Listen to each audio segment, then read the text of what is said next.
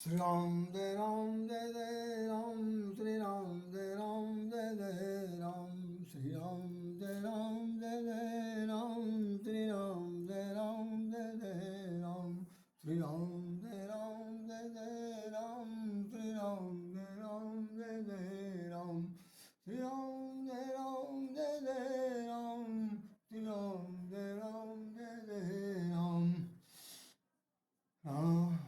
आज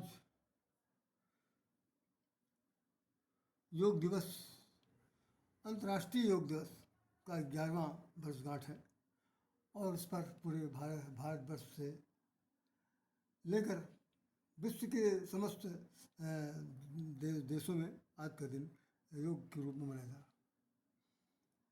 हम आप लोग सब लोग जानते होंगे कि भाई हम इसमें आज बहुत संक्षेप में बोल रहा हूँ मैं, और कल इसका मैं डिटेल बताऊँगा। आज सिर्फ इतने सब समझ लीजिए वास्तविकता क्या है।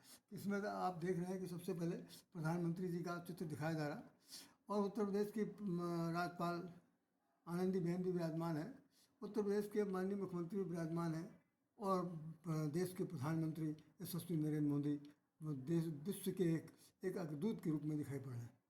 एक पृथ्वी एक स्वास्थ्य के लिए योग, ऐसा लिखाया जा रहा। 11वां अंतर्राष्ट्रीय योग दिवस दिखाया जा रहा और सामूहिक योग अभ्यास हो रहा। यहाँ हम लोग देख रहे हैं कि सेहत के 2 मीत हैं, जिनमें से एक मीत का नाम योग है, दूसरे के मीत का नाम है संगीत है। इस पर हम लोग सब कल चर्चा करेंगे। आज अभी तो सिर्फ एक है कि वानगी के तौर पर, भूमिका के तौर पर मैं सिर्फ आपको बताना चाहता हूँ कि वास्तव में जीवन में योग क्या है।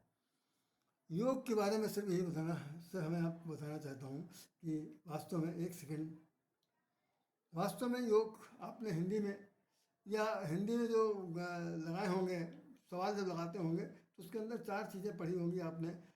जोड़ घटाना गुणा भाग, जोड़ घटाना गुणा भाग।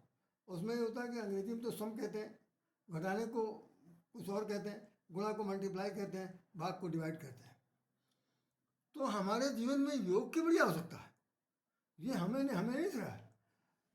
हमारे बड़े बड़े महर्षि पूर्वजों ने भी बताया था कि संसार जीवन में यदि जीवित रहना है, यदि आपको स्वास्थ्य को सचमुच मरते दम तक बिल्कुल चंगा करके रखना है, तो भाई निश्चित रूप से आपको योग करना पड़ेगा। और योग की हिंदी में भाषा हिंदी का मतलब होता है जोड़ना। तो शरीर के अंदर जितने भी अंग प्रत्यंग हैं, उन अंग प्रत्यंगों के अंदर जो चेतना भरी हुई है, उन चेतनाओं का दिन प्रतिदिन ह्रास हो रहा है।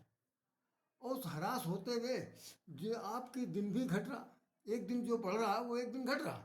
यही तो साइकोलॉजी है कि आज हमारे जैसे मान लीजिए आज हमने आज जन्मदिन मनाया और हमारा जन्मदिन 75वां है, तो 75वां जन्मदिन मना लिया, जिसका हमारे अगर 100 साल की उम्र होगी तो 75 घट गया।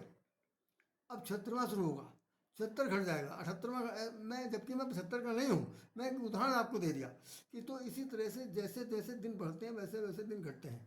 तो एक तरफ जोड़ हो रहा, दूसरी तरफ जोड़ घट रहा, और घटने के बाद मल्टीप्लाई क्या हो रहा कि शरीर जो है धीरे धीरे क्षण हो रहा। मल्टीप्लाई का समय जो है वो केवल 56 साल की उम्र होता है।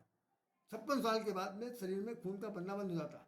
फिर वही खून घटता है, वही खून बढ़ता है और धीरे धीरे तरह तरह की बीमारियां आती रहती हैं। तो उनको ठीक करने का समस्त उपाय यही है कि हमें आपको योग करना चाहिए। अब हमसे आप पूछें योग क्या है, तो योग वास्तव में वो है कि जिसके अंतर्गत आप अभी तक शरीर को जो स्वस्थ नहीं बना पाए हैं, हर ऑर्गन्स के साथ जितनी बड़ी आपने अभी कोताही बरती है, उनको श्वास देना है, उनके अंदर ऑक्सीजन भरना है, उनके अंदर फिटनेस आना। जैसे कि अपन मन तन मन चंगा तो कठौती में गंगा।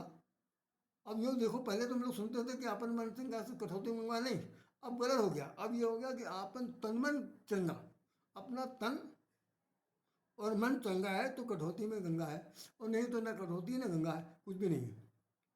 तो चंगा मतलब सबसे पहले तो आप अपने तन के बारे में मन से कहिए, मन महोदय से कहिए कि भाई इधर उधर भटकने की जरूरत नहीं है, खान पान में दुरुस्ती लाइए, और शरीर के बनने बिगड़ने में आपका बहुत बड़ी भूमिका किसका, आपके हमारे मन का। तो मन को आपको अब चलायमान नहीं करना है, मन को चटपटा नहीं बनना है, मन को ज़रा खान पान में नहीं करना, बल्कि आपको योग करने के लिए क्या करना है कि शरीर के जैसे नाभि से लेकर के ब्रह्मांड तक जो 7 कुंडलियाँ हैं, इन कुंडलियों को जगाने के लिए जितनी भी क्रियाएं की जा सकती हैं, उन क्रियाओं में आपको योग करना है। ध्यान रखिएगा, मैं आप फिर आपको बता रहा हूँ कि योग की परिभाषा दूसरी है। योग योग उसे कहते हैं जो चीज़ अभी तक आपसे जुड़ी नहीं है। भाई क्या होगा, हम लोग कहते हैं ना कि ये सारे अंक दिए हुए हैं, इनको जोड़ो, इनका योग निकालो, इनका सम बनाओ। तो मतलब क्या चीज़ है, जो चीज़ आपसे जुड़ी नहीं है उसको जोड़ने का नाम योग है।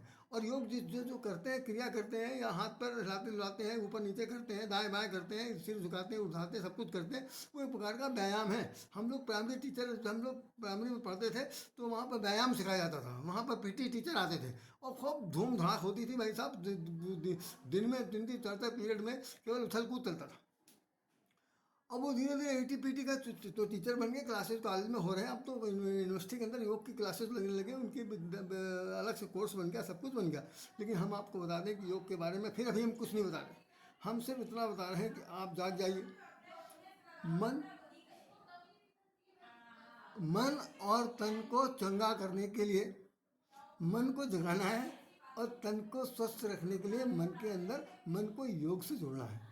कौन से योग से जोड़ना है कि आपके जो ऑर्गन्स है, जैसे आपका मस्तिष्क है, आपका हार्ट है, आपका फेफड़ा है, आपके लीवर है, आपके किडनी है, आपके मूत्र तंत्र है, इन सभी में किसी प्रकार की कोई भी अगर विकार आ रही है तो इन योग क्रिया के द्वारा इनका समाधान हो सकता है। तो भैया हम आप सब लोग जो है, अब जो जो जो जवान हैं उनके लिए मैं नहीं कह सकता कि भाई वो तो एक घूसा मारेंगे तो पत्थर टूट जाएगा, हम नहीं बता सकते। लेकिन जो लोग अब अधेड़ उम्र में हो गए हैं या जिस अवस्था में हैं, उन लोगों को अब योग करने के लिए सबसे बड़ी बात यह कि सावधान हो जाएं और खान पान में दुरुस्ती रखें, तब जा करके कहीं वो अपने शरीर को बना सकते हैं। नहीं तो जैसे चल रहा भैया वैसे चलेगा, कोई उसमें कुछ उदार होने की जरूरत नहीं। अब हम आपको बताएंगे कि भगवान श्री कृष्ण ने गीता में क्या कहा था, और सूरदास जी ने योग को बारे में क्या कहा था, और गीता में योग की परिभाषा क्या कही गई है। यहाँ पर कल कल हम जो इस पर डिटेल देंगे वो हम आपको सिर्फ बताएंगे कि योग से संबंध हमारे आपके जीवन से चारित्रिक विश्लेषण के आधार पर कैसे हो सकता। अभी तक जितने योग गुरु हैं इस बहुत लाखों की संख्या में, जिसको देखो वही गुरु है। केवल एक भगवान, एक पतंजलि की जो आपके वो हैं बाबा रामदेव जी को छोड़ करके बाकी कोई फ्री नहीं सिखाता, सब लोग पैसा लेते हैं। उनके यहाँ क्लासेस फ्री होती है, सब कुछ सिखाया जाता है। आज हम गए थे और वहाँ पर देखा कि भाई सब अजीबोगरीब स्थिति थी, देख कर चले आए। हमने अपने घर में ही खुद योग कर लिया। तो उससे निश्चित रूप से आप लोग भी करिए और अपने आप को स्वस्थ बनाइए, अपने आप को स्वस्थ पुरुष बनाइए। जो देखिए सेहत हजार नियामत, अगर सेहतें नहीं रहेगी तो काहे की हंसी, काहे की भी रोना, किस चीज़ का रोना, किस चीज़ का हंसना। तो हंसी तो चेहरे पर तब आएगी जब अंदर से मन प्रफुल्लित होगा, अंदर का जो योग है वो भगवान से जुड़ा हुआ। इन्हीं शब्दों के साथ राय राधे आपको नमस्कार करता है और आपसे निवेदन करता है कि देखिए चूकिएगा बिल्कुल नहीं, चूकिएगा बिल्कुल नहीं। और आपको ये करना है कि जैसे ये प्रधानमंत्री इत्यादि सब लोग बैठ करके योग कर रहे हैं, तो आप भी उसी तरह योग करिए, उसी तरह आप योग करिए और योग करते हुए अपने आप को धन्य बनाइए। हम कल फिर आपसे बात करेंगे इस योग विषय में। और आज एक बात और बता दूँ, 2 मिनट का समय से मिलूँगा। आज सबसे बड़ा दिन है, जैसे 25 दिसंबर बड़ा दिन होता है, वैसे जो ये ग्रहों का चक्र चल रहा है उसके आधार पर आज जो है 14 घंटे का दिन था और 10 घंटे की रात है। आज के दिन सूरज जो है वो पृथ्वी के बिल्कुल ठीक होता है, हमारे आपके ऊपर जो बिल्कुल एकदम जो कहना चाहिए 90 डिग्री का कोण बन रहा है, और हमारे सिर पर है।